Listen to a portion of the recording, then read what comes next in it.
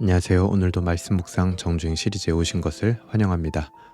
오늘은 마태복음 8장 우리가 함께 묵상할 차례인데요. 마태복음 8장도 내용이 짧지가 않습니다. 그래서 두 번으로 나눠서 우리가 묵상을 할 건데요.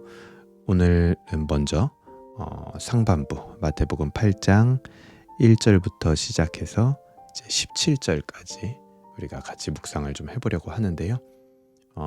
내용은 이제 처음부터 다 한번 읽어보도록 하겠습니다. 그래서 먼저 우리가 마태복음 8장 1절부터 한 장 읽겠습니다. 제8장. 예수께서 산에서 내려오시니 수많은 무리가 따르니라. 한 나병 환자가 나와 절하며 이르되, 주여, 원하시면 저를 깨끗하게 하실 수 있나이다. 예수께서 손을 내밀어 그에게 대시며 내가 원하노니 깨끗함을 받으라. 즉시 그의 나병이 깨끗하여진지라. 삼가 아무에게도 이르지 말고 다만 가서 제사장에게 내 몸을 보이고 모세가 명한 예물을 드려 그들에게 입증하라. 예수께서 가버나움에 들어가시니 한 백부장이 나와 간구하여, 주여, 내 하인이 중풍병으로 집에 누워 몹시 괴로워하나이다. 내가 가서 고쳐주리라. 주여, 내 집에 들어오심을 나는 감당하지 못하겠사오니 다만 말씀으로만 하옵소서. 그러면 내 하인이 낫겠사옵나이다.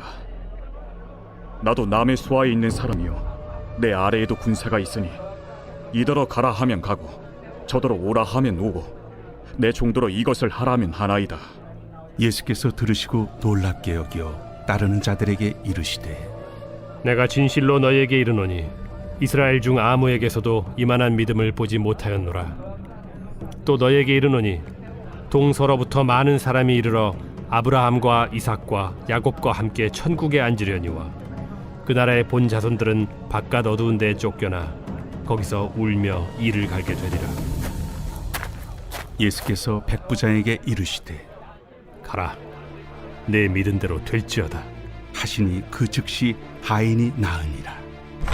예수께서 베드로의 집에 들어가사 그의 장모가 열병으로 앓아 누운 것을 보시고 그의 손을 만지시니 열병이 떠나가고 여인이 일어나서 예수께 수정들더라.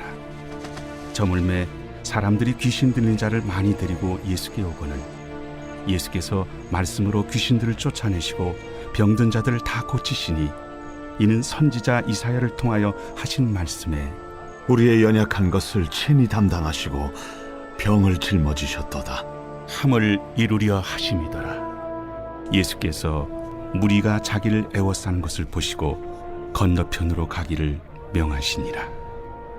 한 서기관이 나와 예수께 아뢰되, 선생님이여, 어디로 가시든지 저는 따르리이다. 여우도 굴이 있고 공중의 새도 거처가 있으되 인자는 머리둘 곳이 없다. 제자 중에 또 한 사람이 이르되, 주여, 내가 먼저 가서 내 아버지를 장사하게 허락하옵소서. 죽은 자들이 그들의 죽은 자들을 장사하게 하고 너는 나를 따르라. 배에 오르심에 제자들이 따랐더니 바다에 큰 놀이 일어나 배가 물결에 덮이게 되었을 때 예수께서는 주무시는지라. 그 제자들이 나와 깨우며, 주여, 구원하소서, 우리가 죽겠나이다. 어찌하여 무서워하느냐, 믿음이 작은 자들아.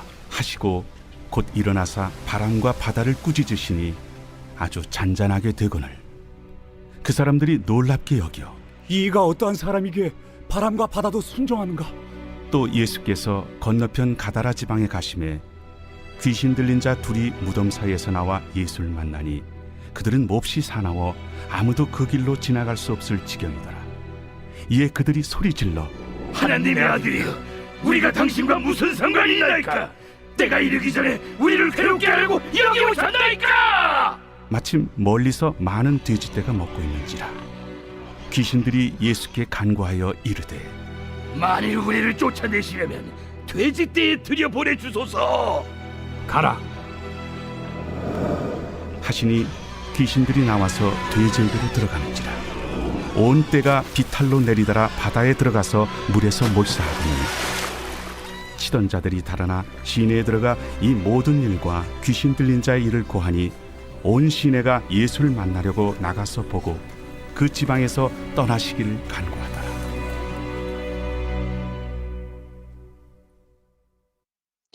네, 아멘. 우리 8장 한번 읽어봤습니다. 내용이 역시 짧지 않죠. 8장도 굉장히 긴데 8장부터는 이제 예수님의 사역이 등장을 하죠.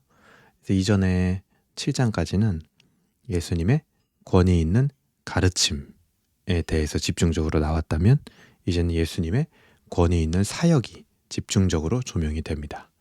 그래서 예수님은 이 가르침도 굉장히 권위 있는 가르침이었지만 사역도 역시 권위 있는 사역, 즉 메시아만 할 수 있는 권능으로 하는 그런 사역들을 이제 제자들에게 또 사람들에게 보여주시는 모습이 8장에서 이제 계속 등장을 합니다. 그 중에 가장 먼저 등장을 하는 게 2절. 한 나병 환자가 나와 절하며 이르되 주여 원하면 저를 깨끗하게 하실 수 있나이다 하면서 나병 환자를 깨끗하게 하신 사역이 나타나게 됩니다. 이 나병이라는 병은요, 구약의 율법에서도 나올 정도로 굉장히 이 유대인들이 기피했던 그리고 무서워했던 큰 병 중에 하나입니다. 예수님의 사역에 이 나병 환자 치유를 제일 먼저 소개하고 있다라는 것은 마태의 어떤 의도가 있는 겁니다. 마태는 예수님을 통하면, 예수님께 나아오면, 예수님을 통해서 가면 그 어떤 질병도, 아무리 크다고 생각하는 그런 질병도 하나님께 나아가는 것을 막을 수 없는 시대가 드디어 열렸다. 구약 율법에서 나병이 있으면 성전에 나올 수도 없었거든요. 그 정도로 큰 병이었습니다. 그 정도로 부정한 병으로 여겼어요. 근데 하지만 오늘은 어떻게 됩니까? 예수님을 통해서라면 그런 사람도 하나님께 나아가는 시대가 드디어 열렸다. 라는 것을 마태가 보여주는 겁니다. 나병 환자는요, 다른 사람과도 접촉하면 안 됐지만 여기 오늘 본문에 등장하는 이 나병 환자가 얼마나 절박했는지 그 율법을 무시하고 예수님께 나왔습니다. 그리고 3절에 보면 예수께서 손을 내밀어 그에게 대며 이르시되 내가 원하노니 깨끗함을 받으라. 그 예수님이 나병 환자를 고쳐주세요. 근데 그 고쳐주실 때 이 나병 환자의 고백을 잘 보시기 바랍니다. 주여 원하시면 저를 깨끗하게 하실 수 있습니다. 라고 고백을 하죠. 즉 예수님의 권세와 능력에 대한 어떤 전적인 신뢰를 지금 보이고 있는 거예요. 원하시기만 하면 얼마든지 저와 같은 이 나병, 중한 병도 낫게 하실 수 있습니다. 그래서 예수님이 이 나병 환자를 진짜 고쳐주세요. 근데 고쳐주실 때 예수님이요, 하나님의 이름이나 어떤 하나님의 능력으로 고쳐주시는 게 아니라 뭐라 그래요? 내가 원하노니 하고 말씀하시면서 자기 의지로 나병 환자를 치유를 하십니다. 이거 자체가 지금 뭐냐면 예수님이 바로 하나님과 동급인 분이다 라는 것을 나타내는 굉장히 충격적인 사건인 거예요. 누구에게는요? 유대인들에게는요. 이 마태복음이 그래서 누구를 향하여 쓰였다? 유대인들을 향하여. 이 나병은 구약 율법에서 보면은 그 나병 환자를 만진 사람도 부정해진다 라고 규정을 합니다. 왜 그러냐면 이 나병이 전염된다라고 생각을 한 거예요. 그래서 그거를 이제 우려를 해서 그 사람은 만지지도 말아라. 왜냐하면 부정함이 전염될 수 있으니까 그렇게 율법을 정해놓은 것이죠. 그러나 예수님은요, 그 나병 환자를 어떻게 했어요? 만지셨습니다. 그렇다면 예수님이 이 율법을 어기고 무시하신 것이냐? 아니에요. 어떻게 아닐 수가 있죠? 자 보세요. 나병이 전염되고 그 부정함이 전파되는 것은 그것이 서로 간에 사람 대 사람일 때, 상황일 때, 사람 대 사람의 상황일 때 벌어지는 일이죠. 근데 예수님은 어떤 분이에요? 그냥 사람이 아니라 하나님이시며 거룩함의 원천입니다. 그래서 예수님이 나병 환자에게 손을 댄다라는 것은 나병 환자의 부정함이 예수님에게 전염되는 것이 아니라 오히려 어떤 현상이 일어나요? 예수님의 거룩함이 나병 환자에게 전달이 돼 버립니다. 그래서 나병 환자가 어떻게 돼요? 깨끗해지는 거죠. 예수님이 부정해지는 게 아니라. 즉 예수님의 이런 행위 자체가 율법을 어긴 게 아니라 율법의 그 선한 의도, 부정함을 억제하고 퍼뜨리지 말아야 된다라는 그 선한 의도를 예수님은 더 완벽하게 완성을 시키신 거예요. 어떻게 해요? 부정함을 억제하는 수준 정도가 아니라 거룩함이 전파되도록, 부정을 완전히 깨끗하게 할 뿐만 아니라 거룩함이 전파되도록 율법을 온전하게 완성시키고 수준을 끌어올리신 겁니다.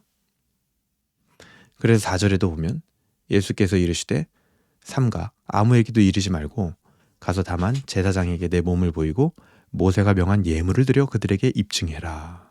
여기서 또 나오죠. 예수님이요 율법을 무시하는 분이 아닙니다. 나병 환자에게 입증해라 라고 하는 거죠. 바로 예수님이 율법을 온전하게 하는 이유, 메시아임을 너가 입증해라. 너 스스로 깨달아라. 제사장들에게 보여라 라는 겁니다. 이 첫 번째 나병 환자를 깨끗하게 한 부분에서 우리가 생각할 수 있는 게 무엇이 있을까요? 예수님은요 우리의 모든 연약함을 고치실 수 있는 분임을 우리는 절대 잊어서는 안 됩니다. 우리의 연약함을 저 멀리 놔두고, 그 더러운 거니까 그거는 저 멀리 놔두고 깨끗한 상태로 예수님께 나아가야 되는 게 아니에요, 여러분. 오히려 그 연약함과 그 부정함과 더러움을 예수님 앞에 우리는 가지고 가야 됩니다. 왜요? 그 연약함과 더러움이 예수님에게 1도 영향을 미치지 못하거든요. 오히려 이 나병 환자처럼 예수님의 거룩함이 우리 안에 있는 연약함과 더러움을 깨끗하게 할 거거든요. 그래서 우리는 그 모든 연약함과 더러움을 예수님 앞에 들고 가야 됩니다, 여러분. 우리 삶의 문제를 저기 놔두고 예배 자리 나가는 거 아니에요. 내 삶의 모든 문제를 가지고 예수님 앞으로 나아가는 겁니다. 또 두 번째로는 뭘 생각해 볼 수 있을까요? 교회의 능력이란 이런 것이구나 생각해 볼 수 있겠죠. 우리가 보기에 부정한 자들, 교회를 어지럽히고 힘들게 만들 것 같은 자들을 격리하고 배제하는 것이 아니라 그들에게 예수님의 거룩이 전염되도록 하는 것, 이것이 바로 교회의 능력임을 우리는 잊지 말아야 할 것입니다. 어떻게 그들에게 예수님의 거룩이 전염되도록 할 수 있을까라고 했을 때 저는 앞에서 묵상했던 그 용서가 생각이 납니다. 그 용서를 통하여 예수님의 사랑과 거룩이 그들에게 전염될 수 있겠죠. 그렇게 나병 환자를 깨끗하게 하는 이 사역을 통해서 우리가 한번 생각해 볼 수 있는 것들을 좀 나눠봤습니다. 그리고 5절부터 이제 13절까지는 백부장 하인의 치유 사건이 등장을 합니다. 그러니까 나병 환자에 이어서 유대인들이 부정하다고 생각했던 이방인 백부장이 등장을 또 합니다. 그런데 게다가 이방인 백부장 정도가 아니라 그의 하인이 병에 걸린 것을 예수님이 치료해 주시는 그런 사건이 등장을 하는 거죠. 그래서 유대인들이 생각했을 때 부정한 것들, 하나님께 나아갈 수 없다라고 생각했던 자들이 오히려 예수님을 통해 하나님께 나아간 그런 일들이 지금 연속으로 나오는 거죠. 그래서 이제는 혈통을 가지고 하나님 앞에 들어가는 것이 아니라, 나아가는 것이 아니라 이들이 나병이 걸렸든 이방인이든 하인이든 이들이 가지고 있었던 믿음으로 하나님 나라에 들어가게 됨을 보여주고 있는 겁니다. 그래서 이 이야기의 핵심은, 이 백부장 하인의 치료의 이야기의 핵심은 치료하는 것 그 자체가 핵심이 아니라 사실은 믿음이 중요하다. 그거를 강조하고 있는 이야기입니다. 8절 보세요. 백부장이 대답하여 이르되 주여 내 집에 들어오심을 나는 감당하지 못하겠사오니 다만 말씀으로만 하옵소서.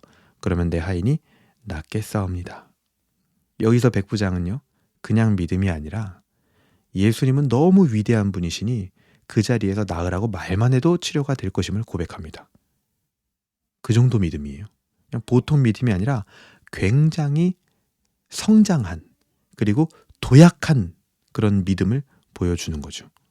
그래서 예수님도 뭐라 그래요? 10절 예수께서 들으시고 놀랍게 여겨 다른 자들에게 이르시되 내가 진실로 너희에게 이르노니 이스라엘 중에 아무에게서도 이만한 믿음을 본 적이 없다. 예수님도 깜짝 놀라면서 이런 믿음을 본 적이 없다. 계속 믿음에 대해서 지금 얘기를 하는 거죠. 그래서 이제는 믿음이 중요한 시대가 된 겁니다. 믿음 자체가 어떤 기적을 일으킨 것은 아니지만, 여기서도 믿음 자체가 하인을 낳게 한 것은 아니지만, 믿음으로 예수님이 행하시는 그 기적에 동참하게 된 겁니다. 우리도 마찬가지입니다. 이제 우리도 어떤 더 나은 조건이나 어떤 환경, 어떤 배경이 내게 없어서 막 아쉬워하고, 그것이 내게 있었으면 좋겠다라고 바라야 하는 그런 것이 아니라, 우리가 진짜로 아쉬워하고 바라야 할 것은 뭐냐면, 더 나은 믿음이 내게 있었으면 좋겠다.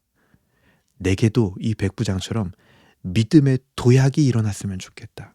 그것을 우리가 사모해야 되는 겁니다. 그것이 내 삶에 역사하는 그 하나님의 능력에 동참하는 유일한 길이 되는 시대가 됐습니다. 이제 예수님을 통해서. 그런 이야기를 두 번째 단락에서는 하고 있는 거죠. 그리고 오늘 마지막 단락입니다. 14절부터 17절까지도 이제 계속 연속적으로 치유하는 이야기가 나오는데, 14절부터 17절은 이제 베드로 장모의 치유 사건이 등장을 하게 됩니다. 그리고 귀신 들린 자를 치유하는 장면이 이 짧은 구절 안에 두 개가 삭삭 나옵니다. 여기서도 마찬가지예요. 베드로 장모다라는 그런 의미보다도 여인을 치유한 것이다, 이렇게 봐야 됩니다. 여인. 여인이라는 건 뭡니까? 나병 환자, 이방인 백부장, 여인. 그렇게 이어지면서 당시에 모든 유대인들이 부정하다라고 여겼고 사회에서 소외시켰던 그런 자들에 대하여 예수님은 다 치유를 하고 계신 거예요. 그들이 하나님 앞에 나올 수 있도록 한 겁니다. 당시 바리새인들은 여인과 또 열병 환자, 이런 사람들하고 접촉하는 것 자체를 부정한 것으로 여겼습니다. 그러나 예수님은 이번에도 나병 환자 때처럼 15절에 보시면 그의 손을 만지시니, 그에게 접촉해요. 열병 환자에게 접촉합니다. 여인에게 접촉하여서 치료를 하세요. 한 번 더 이 유대인들의 관념을 깨고 율법의 한계를 넘어서 그 율법을 완성시켜 버리시는 겁니다. 어떻게 해요? 아까도 말씀드렸죠. 첫 번째 단락에서 그 환자의 부정함이 퍼지고 전염되는 것이 아니라 예수님의 거룩이 전가되도록 하셨다라는 거죠. 그러니까 우리 신앙생활의 태도도 여기서 이제 결정을 할 수가 있는 거예요. 우리가요, 어떤 부정한 거, 어떤 잘못된 거, 죄를 피하기 위하여 이 땅을 살아가고 신앙생활하고 있는 거 아닙니다. 우리는 고작 죄나 피하고자 이 땅에서 하나님이 우리를 구원하신 게 아니라는 거예요. 우리는 뭐예요? 이 세상을 분별하여 예수 그리스도의 거룩함을 이 세상에 던지기 위하여, 전하기 위하여 살아가고 있는 겁니다. 그렇게 우리 안에 이 믿음의 적극성이 있어야겠어요. 예수님처럼. 우리가 거룩해지는 방법은 단 한 가지입니다. 바로 거룩한 예수님께 붙어 있으면 됩니다. 그러면 우리의 연약함과 부정함은 예수님의 거룩함으로 자연스럽게 소멸이 됩니다. 우리 스스로 우리의 부정함을 절대로 깨끗하게 할 수 없죠. 우리 스스로 만약에 해야 된다면 모세의 율법의 수준처럼 그저 그 죄와 부정함, 연약함을요 억제하기에도 급급한 수준에 우리는 머물러 있을 수밖에 없습니다. 사실은 죄나 안 짓기 위해서, 공동체 안에서 뭐 잘못되는 일 안 생기게 그냥 그거 억제하는 데만 급급한 거죠. 우리의 힘으로 한다면요. 여러분, 이제는 그런 힘든 삶을 버리고 예수님께 붙어서 거룩함의 전염을 받으시기 바랍니다. 예수님께 붙어서 깨끗함을 입으시길 바랍니다. 그러면 우리의 연약함과 부정함은 자연스럽게 소멸이 됩니다. 그리고 16절, 17절에 보면 이제 귀신 쫓는 이야기가 나오는데, 이것은 뭐예요? 예수님은 육체적 연약함만을 치료하신 게 아니라 오히려 어떤 면에서는 영적인 질병을 치료하시는, 그것을 더 중요하게 여기시는 분임을 마태복음은 계속 보여주는 겁니다. 그들을 어떻게 고치셨냐? 영적으로 문제가 있는 귀신 들린 자들을 어떻게 고치셨냐? 16절 보니까요. 이렇게 나옵니다. 그들이 예수께 오거늘 예수께서 말씀으로 귀신들을 쫓아내시고 말씀으로 고치셨어요. 그러니까 예수님께 붙어 있다. 그래서 부정함이 소멸되고 연약함이 사라진다. 예수님께 붙어 있다라는 것은 곧 뭐예요? 말씀에 붙어 있는 겁니다. 그 말씀 속에서 예수님을 발견하는 거예요. 그렇게 말씀을 가까이 하고 말씀을 읽을 때 우리가 그 안에서 복음, 즉 오늘 계속 나오고 있는 주인공 예수님을 발견해야 된다는 거죠. 여러분 어떻습니까? 여러분 성경을 읽을 때 그 안에서 예수 그리스도를 발견하고 있습니까?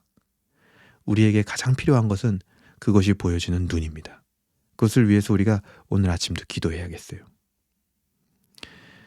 그리고 마태는 예수님의 이런 사역들이 갑자기 등장한 어떤 특별한 사람의 어떤 환상적인 일이 아니라 이미 오래전부터 예언된 하나님의 계획에 따라 세상에 드러난 것이다 라고 17절에 강조를 하면서 오늘 전반부를 마치는 겁니다.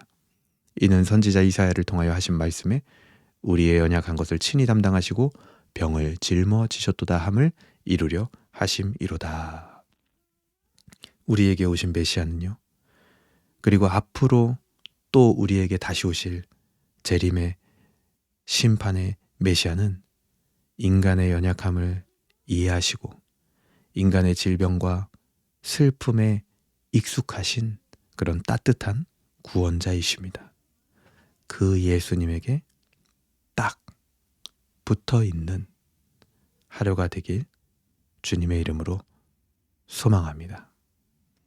그렇게 우리가 오늘 8장 1절부터 17절까지 한번 묵상을 나눠봤는데요. 내일은 이어서 18절부터 34절까지 우리가 두 개로 나누어서 묵상을 좀 해볼 수 있으면 좋겠습니다. 이것으로 묵상을 마치고 제가 기도하고 마무리하도록 하겠습니다. 하나님 아버지 감사합니다. 오늘 마태복음 8장 전반부를 우리가 묵상하며 예수님께서는 이 세상의 연약한 자들, 그들의 육체적인 질병과 영적인 문제들을 온전히 거룩하게 치료해 주시기 위하여 이 땅에 오신 분임을 다시 한번 깨닫게 됩니다. 이제는 예수님을 통하여 연약한 우리도, 부정한 우리도, 날마다 실패하고 실수하는 우리도 하나님께 나아갈 수 있게 되었습니다. 주님 너무나 감사합니다. 이제는 우리도 그 예수님께 붙어 우리의 연약함과 우리의 부정함들, 그것들이 모두 소멸될 수 있도록 주님 은혜를 베풀어 주시고 우리가 또한 그런 은혜가 가득한 교회의 공동체를 이루어가게 하여 주시옵소서. 또한 백부장처럼 우리에게 없는 조건과 환경 배경을 아쉬워하고 바라는 것이 아니라 더 나은 믿음, 믿음의 도약이 우리 안에 일어나게 하여 주시옵소서. 오직 예수 그리스도로 말미암아 우리가 거룩해지는 줄 믿습니다. 우리 스스로 단 한치도 우리를 깨끗하게 할 수 없습니다. 이제는 죄를 억제하고 죄에서 도망가고 죄를 안 짓기 위하여 공포감에 그리고 또 날마다 조급함에 시달리는 삶이 아니라 이제 그런 모든 힘든 삶을 버리고 예수님께 붙어 깨끗함을 입는 삶이 되게 하여 주시옵소서. 그것을 위하여 오늘도 우리가 말씀을 보고 기도합니다. 또 말씀을 들은 대로 살기 위하여 하나님 아버지 앞에 순종하기 위하여 나아갑니다. 우리의 질병과 우리의 연약함과 우리의 슬픔에 익숙하신 예수님, 오늘도 우리를 붙들어 주시옵소서. 감사드리며 예수님의 이름으로 기도합니다. 아멘. 네, 감사합니다. 오늘 우리가 묵상을 이렇게 좀 해봤는데요. 오늘 하루도 이 복음서에서 나타나는 예수님의 가르침과 예수님이 어떤 분이신지 마태의 그 의도를 생각하면서 우리가 날마다 우리 머릿속에서라도 우리의 마음속에서라도 예수님을 되새기는 그런 하루가 되었으면 좋겠습니다. 감사합니다. 오늘도 하나님께 영광을 돌리고 하나님을 즐거워하는 하루 되시길 바랍니다. 감사합니다.